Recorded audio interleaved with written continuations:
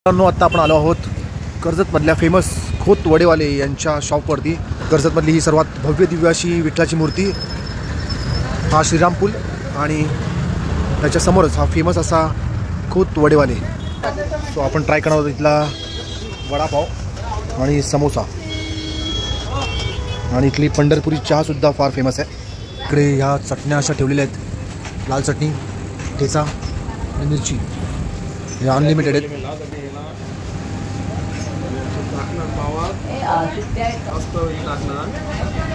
तू नेहमी येतो का इकडे वडापाव खायला? गॅरेजला काम करतो, गॅरेजला मला नाश्त्याला वडापाव लागतो, मी इथनं घेऊन जातो। हा ठेचा, ठेचा सनसनीत लावायचा वडापावच्या पावाला। मतलब ठेचा खायचे तर गोष्ट कधी घ्यायचे नाही। ओके, त्याशिवाय मजा नाही ठेचा।